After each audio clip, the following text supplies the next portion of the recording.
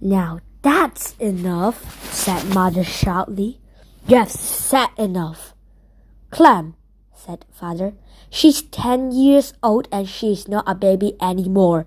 She's old enough to hear the rest of it."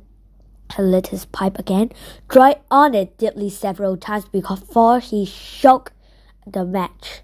"No, Gracie, Charlie didn't die, but he had to leave the island. His family was ruined, couldn't afford to rebuild the house. But before Charlie left for good, he told me something I'll never forget. The day after the fire, Charlie was sitting on the quay when he felt someone behind him. He looked around, and there was Birdman. There was nowhere for Charlie to run to. He had come, he said, to say sorry to Charlie, to explain to him that it wasn't his fault.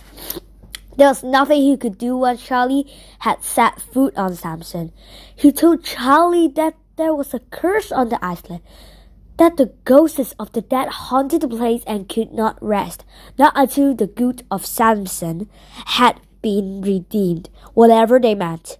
And when Charlie asked them why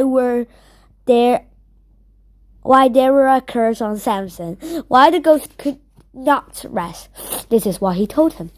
He was a little boy when it happened, younger than Charlie, he said. The people of Samson woke up one morning to find a ship run aground on the sandbank of Samson. Like a ghost ship, it was on the flat calm sea.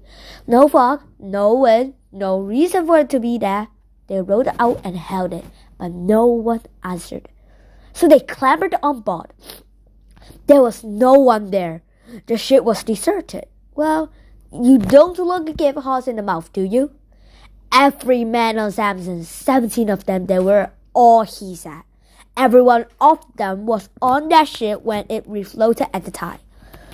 They sailed it off to Penzance to claim the salvage money, but they never got there. The ship foundered on Wolf Rock. The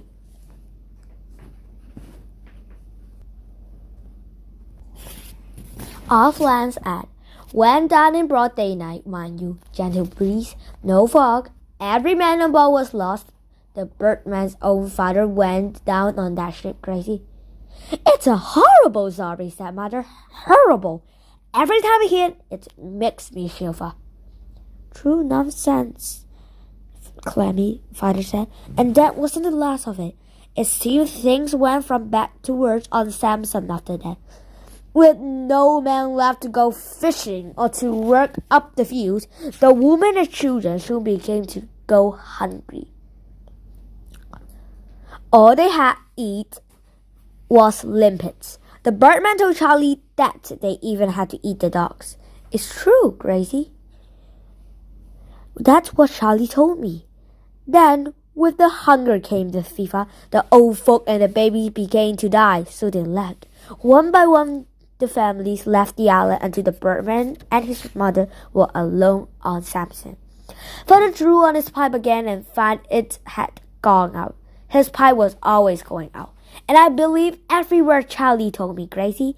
I don't pretend to understand the whys and wherefores, and I tell you straight, I don't know if it's him that cursed on Samson. All I do know is that it's better to keep away from the both of them. That's for sure. So you keep well clear of him? You hear me now? I was silent for some time, lost in Father's stories, my head full of questions. So he can put spells and curse on people like they say he can? I asked. Maybe, said Father, tapping his pipe out of the side of the stove, and I showed it as I thought of how close we had been to this cottage that day, and how he must have been watching us from Rushy Bay. Then there were those letters in the sand. Perhaps they were into those, but perhaps they were part of the spell. I wanted to be sure. What about his first name, Father? I said. Do you know his first name?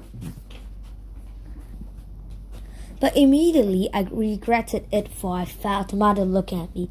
I was being over-inquisitive, too interested, and she was suspicious. Why all this sudden question about the Birdman, Gracie? She asked. You had never shown any interest in him before. Just saw him today, like I said. Just wondered, that's all. Daniel and me, we just wondered about him. Mother came over and stood in front of me. She told me she needed her and put it up so that I could look in her eye. She always did this when she thought I've been up to some mischief and she wanted to get the truth out of me. You haven't been speaking to him, have you, Gracie? You haven't been over on Hilfy Hill, have you? You know you're not supposed to go there, don't you? No, Mother, 'cause I haven't. Honest, I haven't. It was just as well I did not have to lie, for Mother would have known. Father, I could deceive any time I wanted, but Mother knew me far too well. She looked down at me out with tired, kind eyes, a knowing smile on her lips. So knowing that to look away,